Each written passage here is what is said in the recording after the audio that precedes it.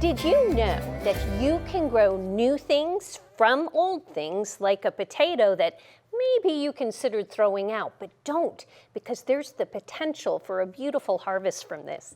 With us today is Linda Minahan, a teacher with Orange County 4-H. Linda, thanks for being here. Thank you for allowing me to be here. Now, tell us a little bit about 4-H clubs. What are they? 4-H garden clubs are from Orange County government, and usually I teach about 5 to 6 schools all through Orange County. It could be charter schools, it could be public schools, it could be neighborhood centers, it could be anywhere there's a school and children. I am there, and I teach a program of the 4-H 4-H program with Learn, Grow, Eat, and Go, which is from out of Texas A&M, and we also have a little bit of my little pizzazz that I teach from teaching all my years, and we also incorporate everything with 4-H.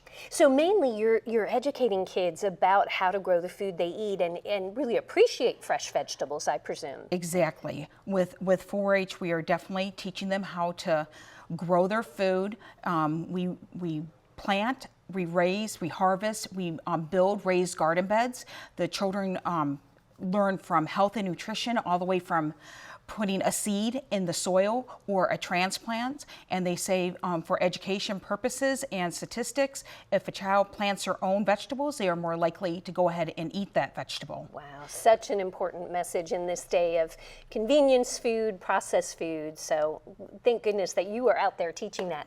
All right, Linda, I know today you wanted to show us how we can grow new potatoes from old ones. Right. So how do we get started?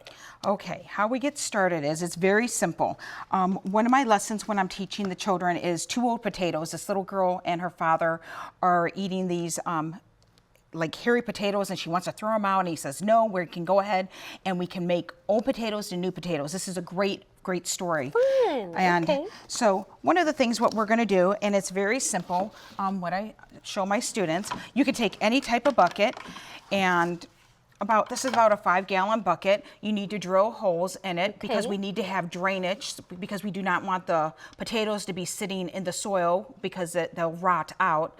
And you want to make sure that they're not sitting on cement or something like that. You want them on soil or grass or raised up. Okay. So after you have all these holes in here, then you're going to take some great nutrients, some soil, and then you and I can go ahead and we can go ahead, and what we're going to do, we're going to take this soil and we're going to put it up to about 4 to 6 inches to the H. So we're going to add about 4 to 6 inches of soil on here. Okay.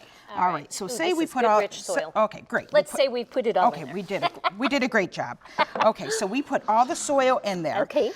And then what you're going to do, you want to take usually a seedling from like a nursery, a seedling of a potato. You don't want to have anything that's sprayed like in a grocery store, because that's going to inhibit the sprouting of the eyes. And if you do take one from a grocery store, it's fine, but you're going to have to let it sit there for a week or 2 afterwards, and you're going to have to let it hopefully sprout with the eyes. And then after that, then you want to go ahead. Which is that what this would be an example of? Right.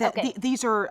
This is a sweet potato, but I wanted to bring this because you could see all the sprouts coming from here. Got it. But say this is the beginning of the potato, and you're leaving it out, and it's starting to have the eyes and the spuds and all that from the spuds coming out, the eyes. So what I end up doing, then I dried it out and I cut them out, and you can put them in just in a warm place, a dark place, warm place, anywhere. And you do not want this moist. You want to have this start getting, as you can feel it. These are really dry. They're kind of shriveled. Exactly. Okay. So that's a good thing.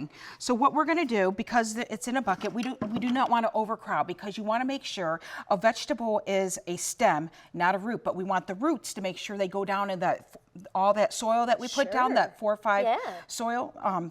So we want to go ahead and put about 3 or 4 pieces. Now this piece right here, because the potato is so small, we can just place the whole thing in there. Okay. So what we're going to do though, you want to make sure when you grab one of these potatoes, Amanda, you want to make sure the eye is up, because you want to make sure the stem grows up. So this way. Exactly. If this is the soil, we're placing it that way. Exactly. Okay. And do we need to cover it with soil?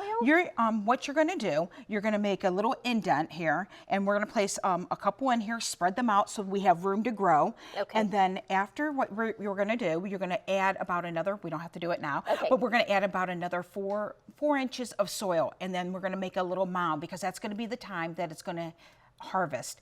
And you're going to wait a few weeks on that, and then when you see it growing up higher, then we're going to add more, and then you're going to add another 4. And what you're going to do, you want to make sure that you're growing this, especially in Florida, during the cold season months, anywhere from March to September. Okay, so not in the summer. I mean, you could, but I think in Florida, you want, like at night, you want a good 45-degree weather. During that time, you want a good harvest. So I would suggest that. And then to check the water, because you don't want to overwater it Sure. or log it up and drain it or anything like that. You're going to water it about 5 to 6 days. Okay. And then what you're going to do, so you know that it's not moist or overwatered, you're just going to put your hand in there about 4 or 5 inches. You're going to feel around, and if it's moist and damp, obviously you're not going to water it. If it's dry, then you want to go ahead and give it a little bit of love and water it. And then you want to make sure that it's in a very sunny place. Our students even have a whole lesson on that where we pick a sunny area to place it. Obviously this is easy because you can pick it up and carry it, where it's not like in a garden or a raised garden bed or something like that. But you want to make sure that you have at least 6 to 8 hours of sun, or even full sun, 10 hours a day. Okay. More sun the better, more nutrients we get, it can grow. All right, and eventually we're going to get our own harvest of brand new potatoes. And you're going to wait about 3 months for the harvest, and then it's going to shoot up a flower saying, hey, I'm ready. And then even when the stem becomes brown and it looks like it's dead, keep on watering it, keep on loving it, keep on giving sun, water, everything. And then you're going to check it about 3 months, or when the stem gets really tall, or after 3 months, you go down, your hand goes down, you feel about the potatoes, and then you can harvest it and enjoy. Ah, Linda, what a fun lesson. Well, thank you so much for joining us. We appreciate all your expertise, and this can be something really fun, I think, for parents to do with their kids. Exactly. During those cold months. So don't throw out those old potatoes. There's new life to come from them, and hopefully you can have some fun growing some potatoes yourself.